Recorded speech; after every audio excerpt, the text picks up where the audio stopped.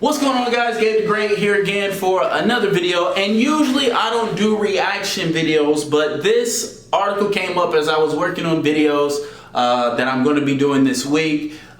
This came up, as you guys remember, the very last video I did was about equal pay and about this whole debate about the U.S. Women's National Soccer team and obviously the WNBA has been talking about, a gender pay gap and equal pay and all this stuff. Well, the USSF just released and said that the U.S. Women's National Team has made more money than the men.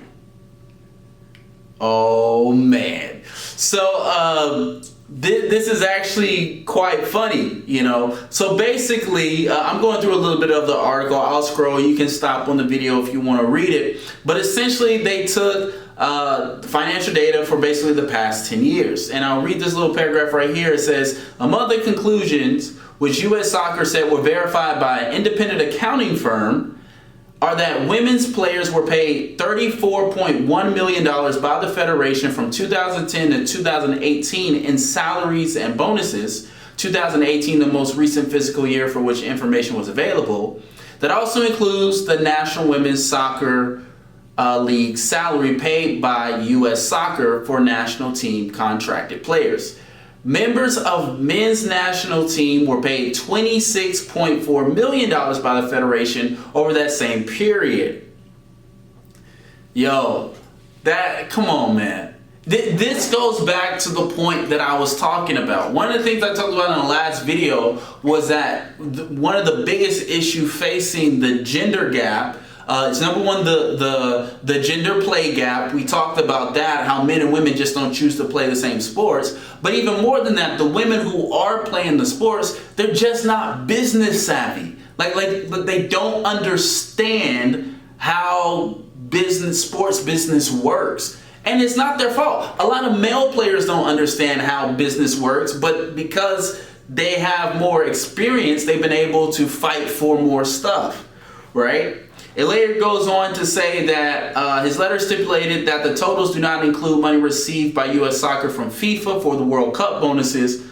With that money included, the Federation analysis said that men earned $41 million for the same 9-year period compared to $39.7 million for the women, which is essentially the same thing. I mean, are we really you're going to fight over $1.4 million? Maybe, I guess, right?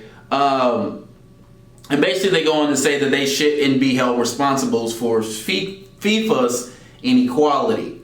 And, basically the U.S. Women's National Soccer representative responded and was like, this is an attempt to, what they say, to quell the overwhelming tide for equal sports. Anyway, but this is the point that I want to get to, okay? And this is what I've always talked about when it comes to these things. It's not an issue of discrimination, right? Like, no one is saying, like, people try to boil the argument down to, like, these little tropes that, like, little kids could understand. Like, oh, it's racism or gender discrimination, and it's really way more nuanced than that, okay? Sports is not run by gender bias or racial bias or anything like that. It's ran by money, right? Like, whatever the dollars say is what they're going to do. Like I tell people this all the time, like black people weren't allowed into sports because all of a sudden people felt better about black people. Black people were allowed into sports because it made financial sense. And they figured out that if you put these Negroes on the field, it's going to make us money. It's very simple. When people figure out that there's money to be had in women's sports, then people will invest more money. I was in another Twitter thread earlier where people were talking about, oh, you need to invest more money in the WNBA and then it will become viable. But no one wants to talk about how the WNBA used to have a contract with Lifetime, with the Women's Network, and women didn't watch it, right? But this is what I'm talking about. It's like women just don't understand the business. So if you're going to go out there and claim something like gender discrimination, you got to have your ducks in a row. You can't just look at the bottom line. And And for me, this is a much more compelling argument. This is way more compelling because what the women did, if you look at their discrimination lawsuit, is they basically brought up like a hypothetical situation. Like hypothetically, if the men play 20 games and the women play 20 games, this will be the outcome.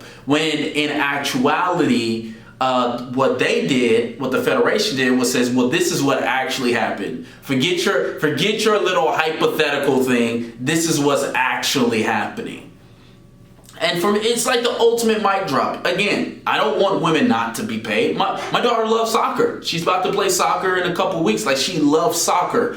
Those are two sports, soccer and basketball. She wants to play soccer, she wants to play basketball, and she wants to dance. That's what my daughter loves to do.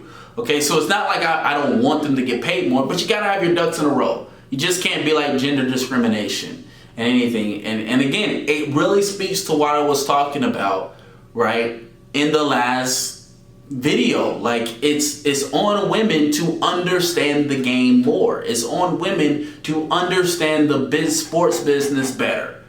But I just thought that was an interesting article. Hey guys, let me know what you think. Do you want me to do more reactions to stuff that we talk about on the channel, maybe things that we've brought up or things happening in the sports world? I'm gonna leave a questionnaire or a poll here. You guys let me know if you want more reactions. If you do, if you don't, I'll do it, whatever, I don't care. Anyway, I'm gonna edit these videos I got going on for the rest of the week. Love you guys. Like it if you like it, subscribe if you're new, follow me on Twitter. I'll be over there talking to myself. See you later. Peace.